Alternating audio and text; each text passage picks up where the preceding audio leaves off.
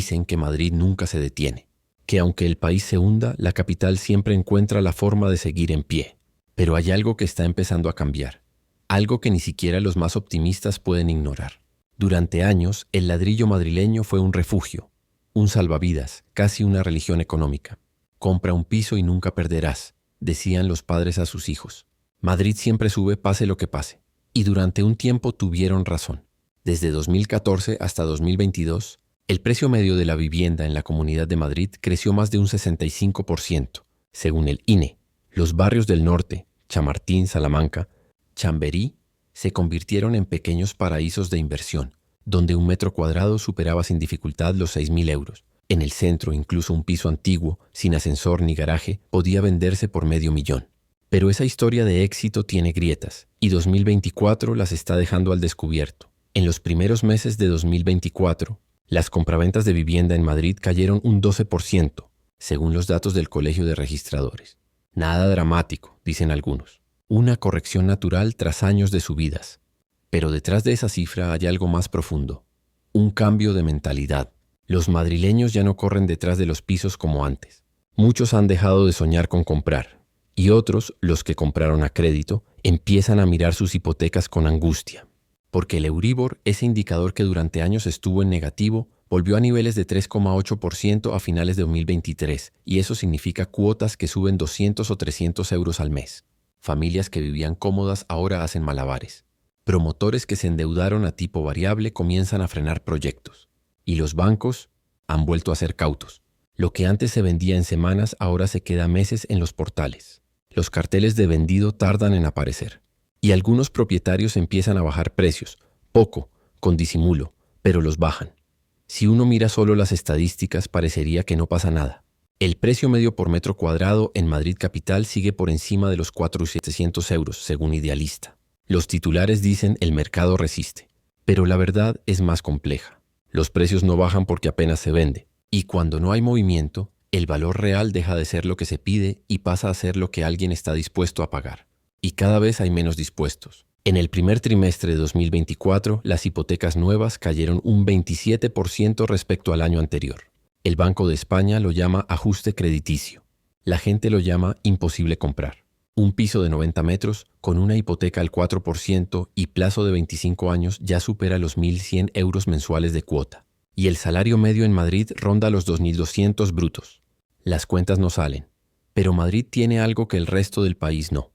Atracción internacional. Mientras los locales se alejan, los extranjeros llegan. En 2023, el 15% de las compras de vivienda en la capital las realizaron extranjeros, principalmente franceses, mexicanos y estadounidenses. Muchos no compran para vivir, sino para invertir. Ven en Madrid un valor estable, un mercado predecible dentro de Europa y una rentabilidad por alquiler que supera el 4% anual en zonas céntricas. Esto crea una paradoja. Mientras el madrileño medio no puede comprar, el inversor extranjero ve una ganga. Y esa dualidad es lo que mantiene el mercado en un extraño equilibrio. No colapsa, pero tampoco crece. Es como un cuerpo que respira, pero cada vez con menos aire. Las grandes constructoras lo saben. Metrovacesa, Neinor Homes, Aedas. Todas han reducido su ritmo de lanzamientos en los últimos meses. No quieren repetir el error de 2008, sobre oferta y precios cayendo.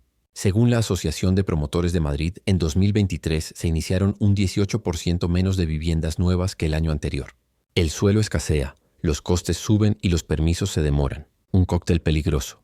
Mientras tanto, los alquileres suben sin parar. El alquiler medio en la capital alcanzó los 17,5 euros por metro cuadrado en 2024, según Fotocasa. Eso significa que un piso de 80 metros cuesta 1.400 euros al mes. Y con la nueva ley de vivienda, muchos propietarios optan por retirar sus pisos del mercado tradicional y pasarlos a alquiler temporal o turístico. El resultado: menos oferta, más tensión y un círculo vicioso que parece no tener salida. Para entender lo que ocurre hoy hay que mirar atrás. En 2007, el precio medio del metro cuadrado en Madrid rondaba los 3.400 euros.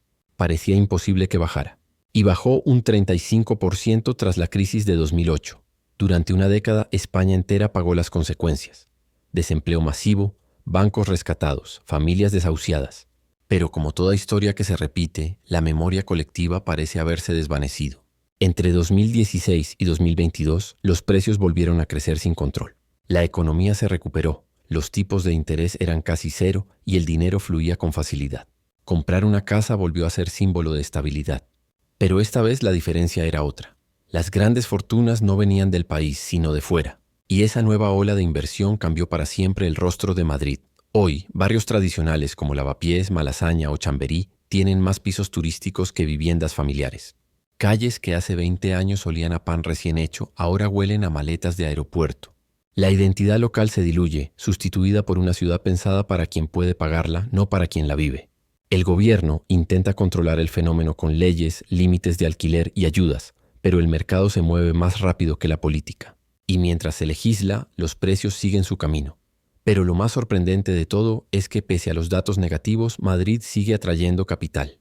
Grandes fondos internacionales continúan comprando suelo y edificios enteros. En 2024, Blackstone amplió su presencia en España con más de 1.200 millones invertidos en vivienda de alquiler. Azora, CBRE y varios grupos mexicanos y norteamericanos también aumentaron su cartera. Para ellos el miedo local es oportunidad global. Donde algunos ven riesgo, otros ven margen de beneficio. Este es el Madrid de 2024. Una ciudad que sigue construyendo pero cada vez para menos madrileños.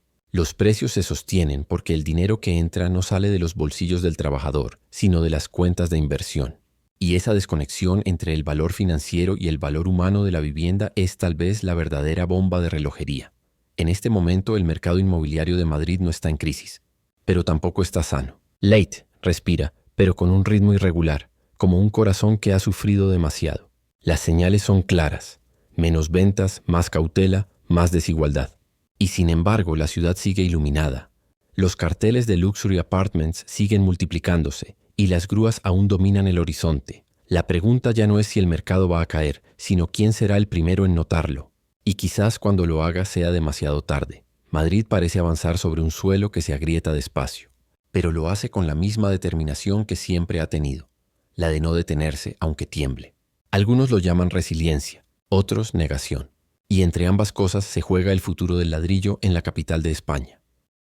Madrid se despierta cada mañana con una contradicción que ya forma parte de su identidad.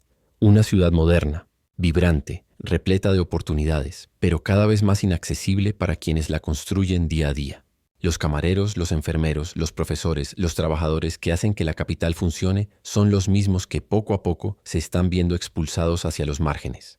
El sueño de vivir cerca del trabajo, del centro o de los barrios donde crecieron, se desvanece entre cifras que parecen de ciencia ficción. Un estudio de Idealista, publicado en julio de 2024, muestra que el precio medio del alquiler en Madrid se ha incrementado un 42% desde 2018. Y mientras tanto, los salarios apenas han crecido un 10% en el mismo periodo. La brecha no deja de abrirse. El ciudadano madrileño medio dedica hoy casi la mitad de su salario neto solo a la vivienda. Y eso en economía doméstica no es sostenible. Pero esta no es solo una historia de números. Es una historia de personas. En Vallecas, por ejemplo, los vecinos cuentan que en los últimos 2 años han visto llegar decenas de nuevos compradores extranjeros, especialmente italianos, franceses y latinoamericanos. Muchos de ellos buscan rentabilidad, compran pisos baratos, los reforman con estética moderna y los alquilan en plataformas turísticas o a estudiantes internacionales. En apariencia nada ilegal. Pero el efecto acumulado es devastador. Los precios suben, los vecinos de toda la vida no pueden seguir el ritmo y el barrio cambia de piel. Lo mismo sucede en Lavapiés, Malasaña o La Latina. Zonas históricas con alma popular, convertidas en escaparates de la nueva modernidad madrileña. Los bares tradicionales ceden su espacio a cafeterías de diseño. Los alquileres duplican su valor y los carteles de "se alquila" duran horas en los portales. Quien no puede pagar se muda a las afueras. Quien se queda resiste con nostalgia y mientras tanto los políticos discuten. Unos culpan a los fondos buitres, otros a la falta de suelo, algunos a la inmigración o al turismo. Pero la verdad es que el problema es estructural. El parque de vivienda pública en España representa apenas el 2,5% del total, según Eurostat. En países como Francia o Países Bajos supera el 15%. En otras palabras, el Estado español dejó hace décadas de construir vivienda para su gente. El mercado quedó en manos privadas y el resultado está a la vista. Pisos convertidos en activos financieros, ciudades pensadas para inversores, no para ciudadanos. Y sin embargo, hay algo en el aire que sugiere un cambio. Desde mediados de 2024, El Ayuntamiento y la Comunidad de Madrid han comenzado a debatir la creación de un nuevo plan de vivienda pública. En teoría, contemplaría más de 25.000 unidades en la próxima década, repartidas en zonas de expansión como el Cañaveral, Valdebebas o Los Cerros. Pero incluso sus impulsores reconocen que a corto plazo no solucionará el problema. Las primeras entregas no llegarían antes de 2027. Mientras tanto, los jóvenes siguen esperando.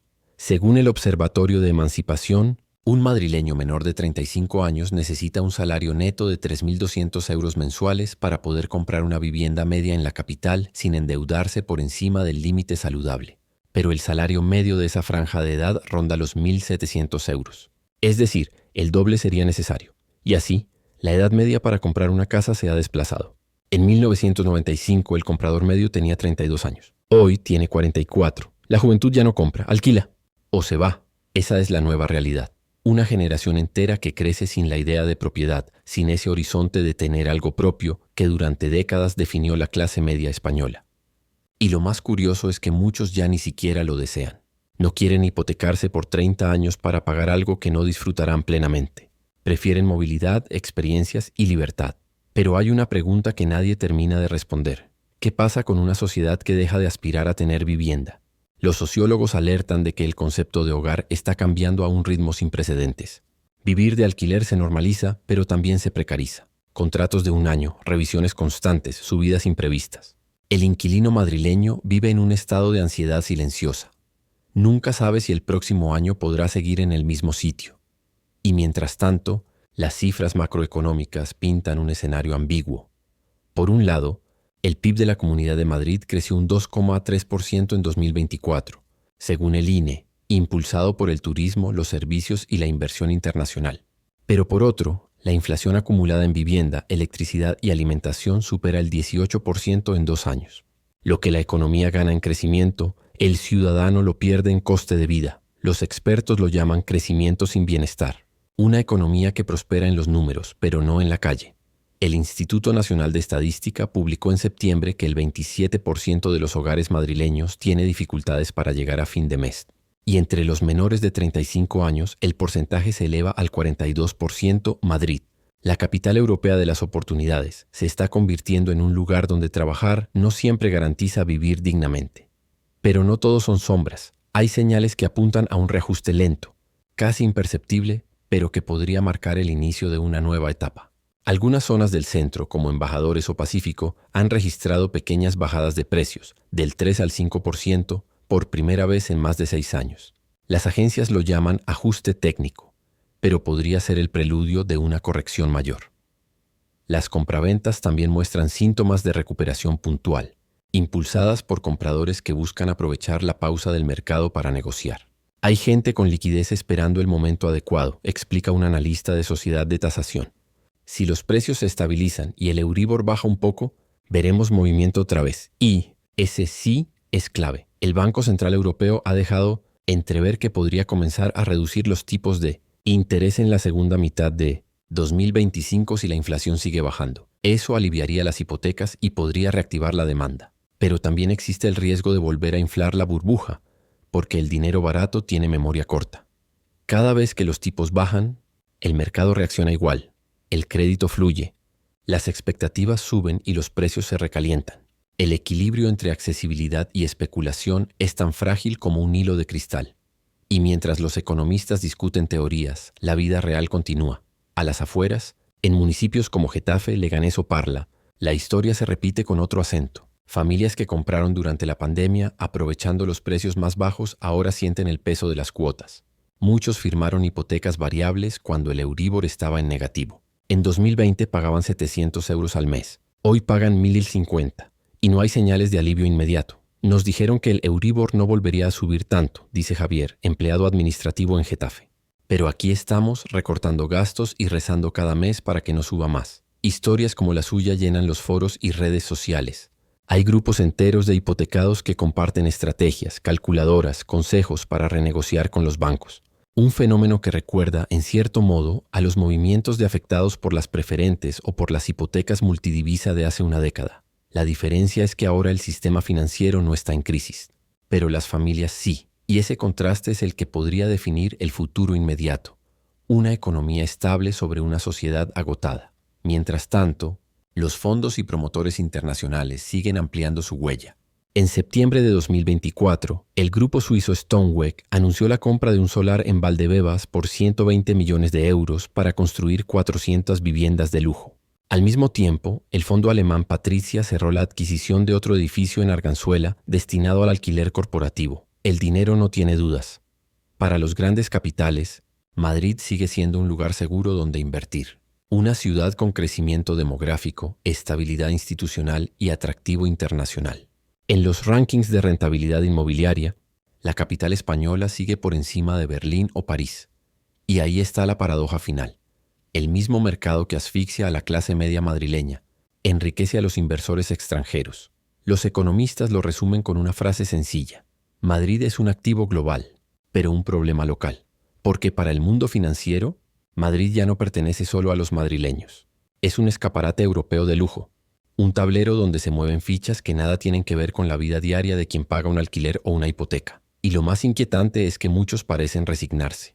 La idea de que así es el mercado se ha normalizado. La vivienda, que antes era un derecho, se ha convertido en una aspiración, una meta tan lejana que ya casi nadie la cuestiona.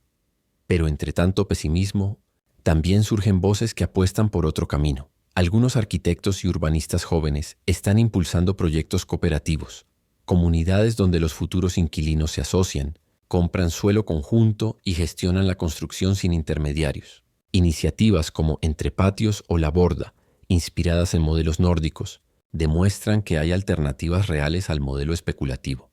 No son la solución para todos, pero muestran una idea poderosa: recuperar el control sobre el hogar. Y quizá ahí esté la verdadera oportunidad. No en la próxima subida o bajada del Euribor, sino en la forma en que entendemos la vivienda. Madrid ha demostrado muchas veces que puede reinventarse. Lo hizo tras la crisis del 2008, tras la pandemia y tras cada sacudida económica que la golpeó. Lo que está por verse ahora es si sabrá reinventar también su manera de vivir.